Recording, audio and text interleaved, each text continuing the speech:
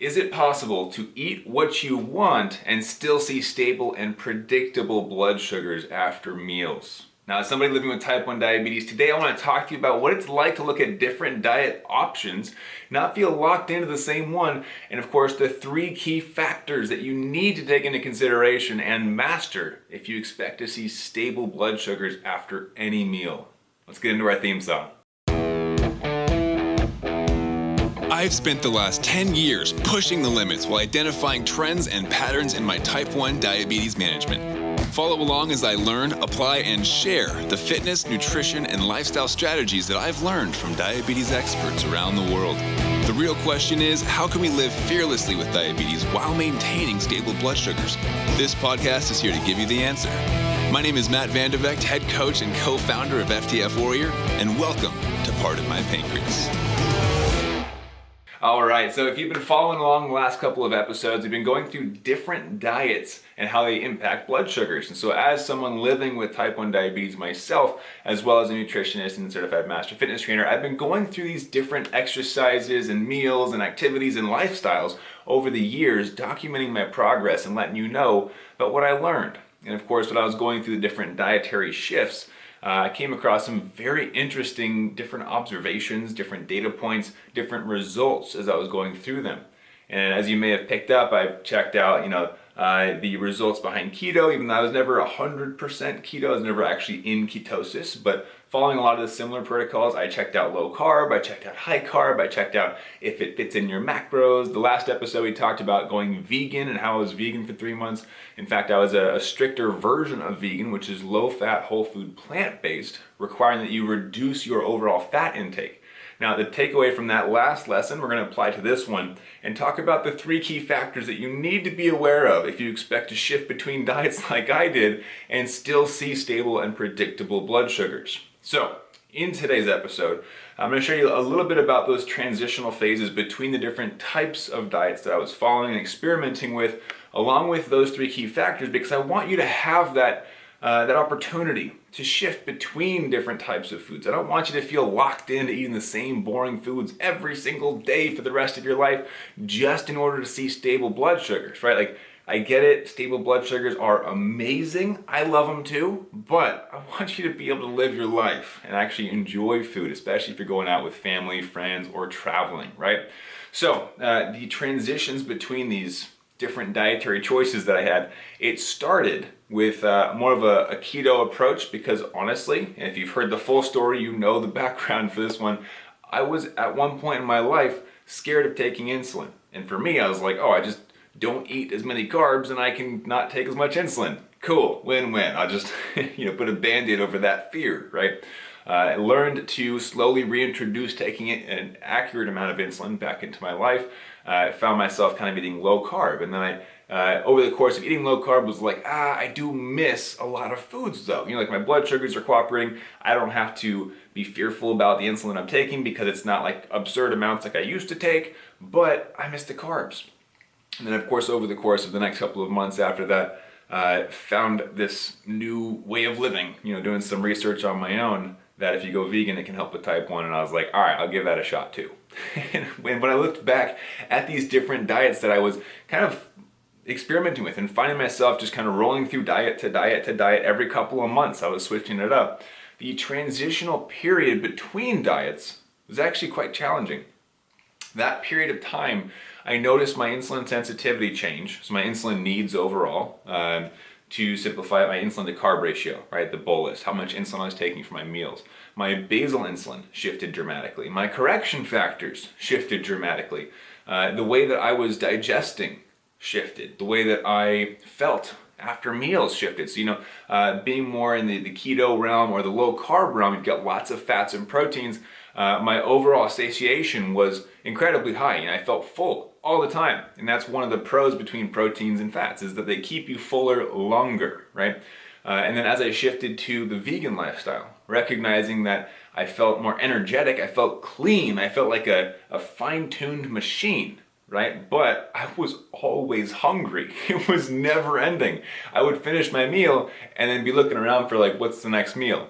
And I had just consumed like 1,000 calories and I was like, wow, I could eat all day. And that was quite interesting. But as far as the diabetes front goes, the blood sugar is responding differently. As I had the higher fat, higher protein, that corrections tended to take a little bit longer, right? The higher blood sugars would linger. Even though I did require less insulin overall, the insulin that I did take tended to take a little bit longer for it to impact my blood sugars, and that was frustrating. And of course, through different processes like gluconeogenesis, we know that proteins and fats in different meal structures can actually require differing amounts of insulin than we used to think, right? We used to think that fats and proteins and cheese and eggs and all this stuff was free, and that we didn't have to dose for it with insulin. At least that's what I was told. I don't know about you.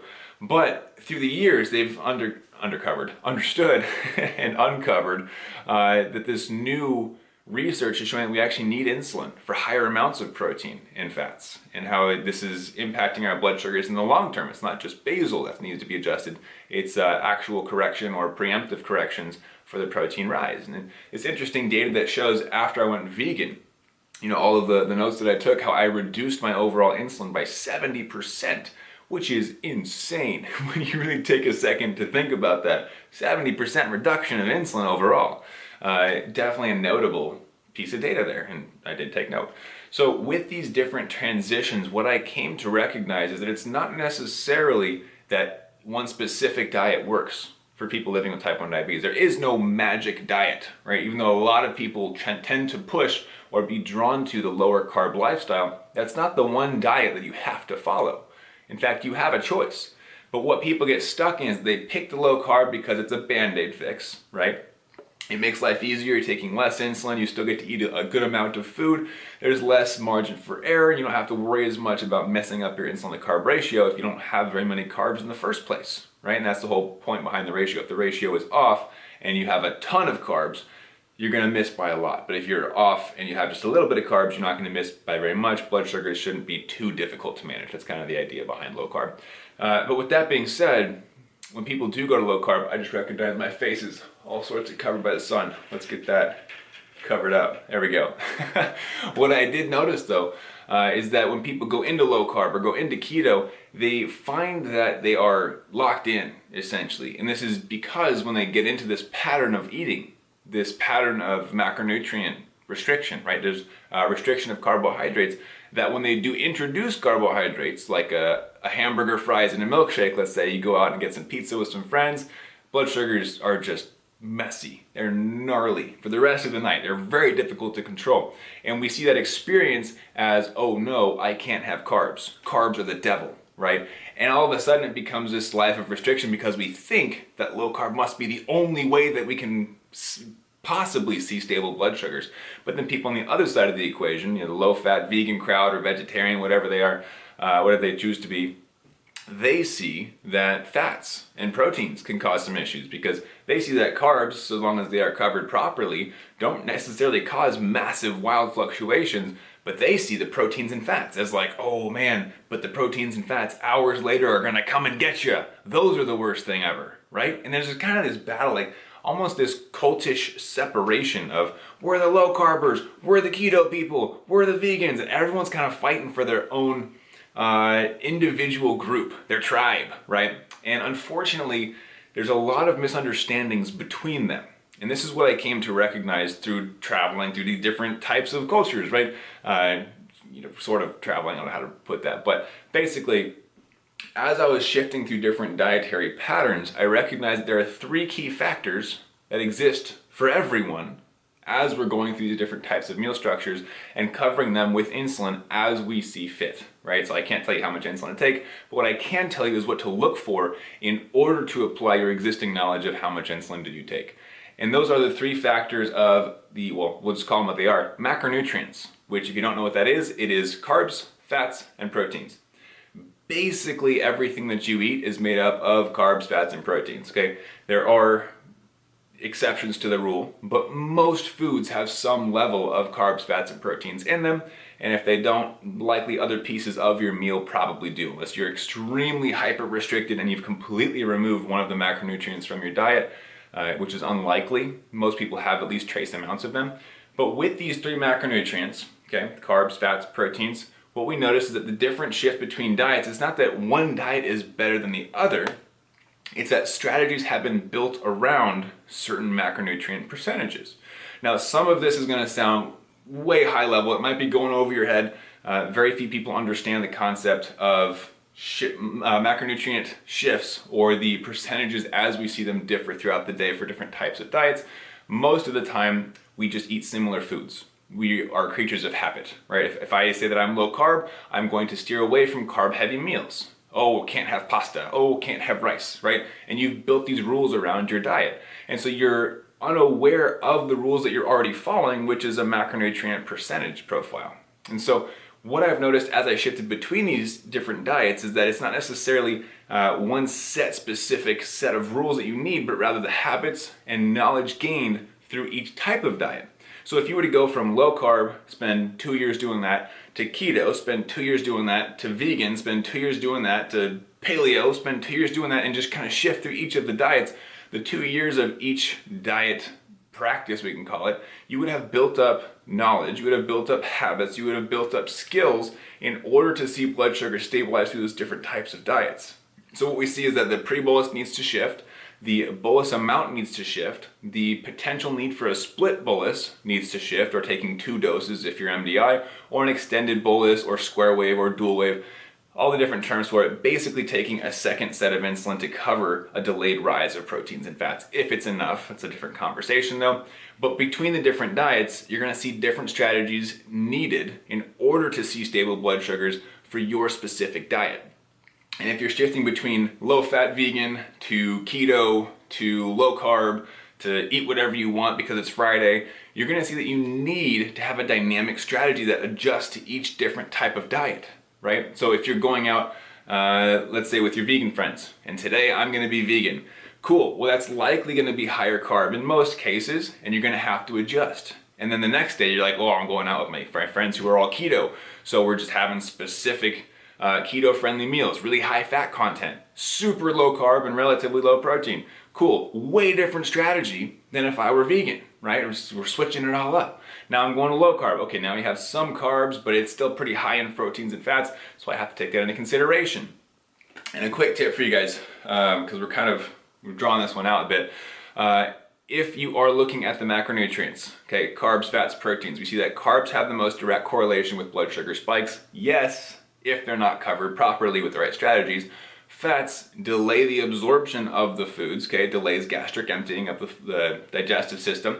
And proteins, we're looking at kind of a delayed rise, which can also slow down the absorption of the carbs as well. So with that knowledge, depending on how many carbs, how much fat, how much proteins you have in your average meal, your strategies need to shift. And so most of us do fall into a relatively consistent routine of eating. Okay, let's just be real. A lot of us have the same types of foods that we go to on a daily basis, whether it's because of that's what's in the fridge, or maybe it's because you just tend to like that food and you're not very adventurous with the types of food that you're eating, but you tend to stick to a similar macronutrient profile overall. And so as you shift and go out with friends, that's where these strategies need to be taken. On a, what's the a la carte phrase, whatever, they have to shift, right? So as we're looking at different meal types, different meal structures, or different snacks, your strategies for dosing insulin need to shift along with those shifts in dietary choices, okay? So if you're going out to a barbecue, wildly different strategy than if you are gonna have a soda, right? Completely different strategy required for insulin dosing. The amount, the timing, how long you wait, all these different things need to be taken into account. So I wanted to kind of share this with you. Hopefully this makes sense. In fact, I would love to know down below, like if this is even helpful for you guys. I was considering making like a what Matt eats in a day, just to walk you through the choices that I make and what types of foods go on my plate, and I can kind of walk you through what making these decisions looks like. You know, if I'm looking at my plate and saying, okay, it's got this amount of carbs, this fats, this proteins, this is how we approach this meal, would that be helpful? If so, drop it in the comments if you're watching on YouTube. I would love to know, because I obviously don't want to make content that nobody cares about. I want to make sure this is helpful to you. So if that would be helpful, let me know. If there's no comments for it, I won't make it, no worries. But I want you to understand that different macronutrient amounts are going to shift your needs for insulin, okay? And this is the the big discussion between people who have that cultish energy behind their dietary choices. You know, the vegans who are low fat saying that fat's the worst thing ever, and then the low carbers and keto people who are saying carbs the worst thing ever, and then you got people all in between saying, well, I should be able to eat whatever I want so long as I give insulin for it. And you know, there's truth to each of these different groupings, but what they don't understand is that you can have a dynamic approach. You can change what you eat on a daily basis if you want, but you do have to have the right strategies. Those three key factors, okay, are the macronutrients: carbs, fats, proteins. And I gave you the tip of the iceberg is really what it was. Just looking at carbs have the most direct correlation with blood sugar spikes, fats delay gastric emptying so it slows down the absorption, and proteins can be a delayed spike, especially in a low carb or keto presence. It's more of a gluconeogenesis and can lead to delayed and stubborn blood sugars later on. Each of those three are going to shift your insulin needs and or require insulin of their own. Now, for that kind of info, if you want to get more of a deep dive into your personalized macronutrient profile, where you would actually craft your own specific diet, you know, based on foods you actually want to eat and not feel locked into a restrictive diet, that's where my training comes into play. We actually updated the way that we approach this macronutrient diversity and looking at how we can choose foods that we want, still have cheat days, and have a strategy that is dynamic so that you don't have to stick to one type of restrictive diet. If that's something you're into, definitely go check out the new training at diabetesinaction.com. Keep an ear out for the personalized macronutrient profiles, all right? Listen for that. That's something that we teach our clients. That's something I want you to be aware of because, again, you do not have to be locked in to one specific diet. I am a perfect example of that. I've tried just about every diet out there, and on each of those diets, I was able to accomplish steady and predictable blood sugars. You can have that too, but you gotta know what you're doing in order to put it into practice. So go to diabetesinaction.com, keep an ear out for those three words: personalized macronutrient profile, okay? Once you hear that, pay attention, implement, because as you know, knowledge without implementation is essentially useless. You have to put it into practice if you want to experience the results, all right? So hopefully today makes sense. I know we were kind of going a little bit deep and we're trying to bring it all together, all the different types of diets into one specific lesson. So go grab that advanced training over at diabetesinaction.com. If you have not yet, be sure to subscribe. I want to see you in the other videos. I love seeing your comments down below. Be sure to say hi, and I will say hi back. Let me know if you have any questions or if you want me to go deeper in any topics. I will see you in the next one, and keep up the fight.